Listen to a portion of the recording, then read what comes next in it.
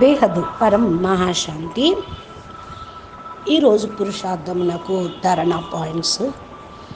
బాప్ అంటున్నారు, పిల్లలు మీరు ఎంతగా తమ ప్రారంధం గురించి ఆలోచిస్తూ ఉంటారో అంతగా అనేక రెట్లు ఎక్కువ ప్రాప్తి అనేది కూడా మీకు లభిస్తూ ఉంటుంది. అది కూడా బేహద్దుగా ఉంటుంది.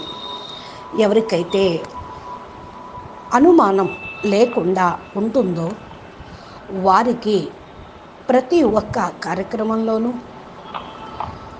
అనగా సంపూర్ణంగా మీరు తయారు కాకపోతే సిస్టమేటిక్గా మీకు ప్రాప్తి అనేది లభించదు. అందుకని మీరు తమ ప్రతి సంకల్పాన్ని పరమాత్మకు సమర్పణ చేయండి.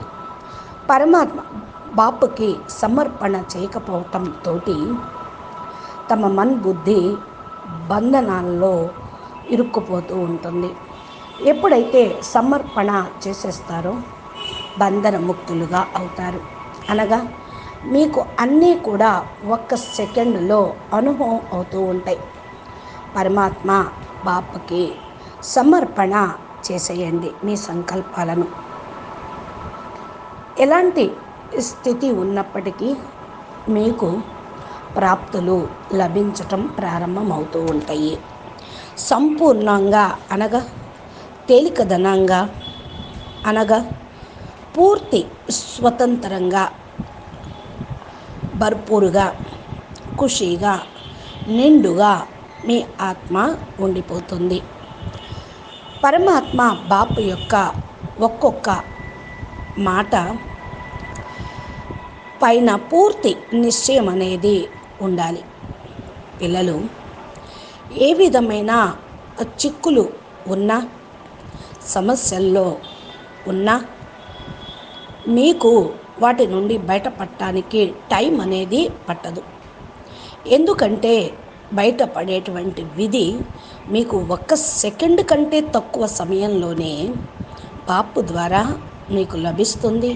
మీ పని సంపన్నం అవుతుంది. అందుకని పిల్లలు పరివర్తన కర్తలు మీరే అని మర్చిపోవద్దు. పిల్లలైన మీరు పరివర్తన ప్రాసెస్ని కంప్లీట్గా చేయాల్సే వస్తుంది. అందుకని ముందు మీరు స్వపరివర్తన కావాలి కదా. మీ సమస్యలను పరిస్థితులను చిక్కులను మీరు తొలగించుకుంటే విశ్వాత్మల యొక్క చిక్కులు సమస్యలు మీరు తొలగించగలుగుతారు. ఇప్పుడు కొంచెం సమయం మిగిలి ఉంది. ఈ సమయంలో బాపుకు సమర్పణ అయిపోండి. మనసులో వచ్చే సంకల్పాలు బుద్ధిలో ఉండే నిర్ణయాలు మీదేదైతే సమస్యలుగా వస్తూ ఉన్నాయో అవి కూడా సమర్పణ చేయండి. మీరు స్వయంగా బాలకులాగా అయ్యి బాపుని మాలిక్లాగా చేసి ఖుషీగా మీ యొక్క ఈ ప్రాసెస్ను ఫినిష్ చేసుకోండి. పిల్లలు నేను ప్రతి బిడ్డ యొక్క అంగసంగంలో అనగా దగ్గరగా ఉన్నాను. మీ యొక్క పాలన చేస్తూ ఉన్నాను. ప్రతి సెకండు కూడా మీతో పాటే ఉన్నాను. భలే మీరు అనుభవం చేసుకున్నా చేసుకోకపోయినా నేనైతే నా యొక్క లక్ష్యం నా యొక్క కర్మను పనిని డ్యూటీని నా మాటను నేను నిభాయిస్తూ మీకు తోడుగానే ఉంటూ ఉన్నాను.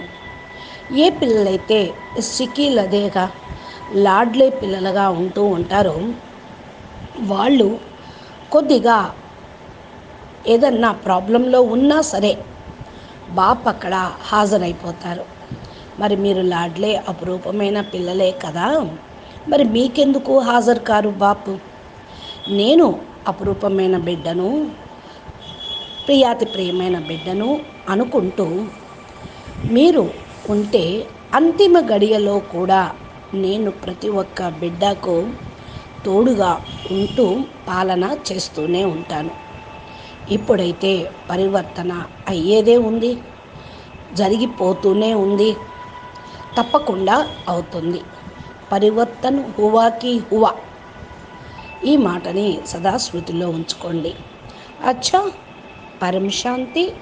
నమస్తే, ధన్యవాదాలు. బేహద్కే బేహద్, పరం పరం. మహాశాంతి హై, మహాశాంతి హై, మహాశాంతి హై. నమస్తే.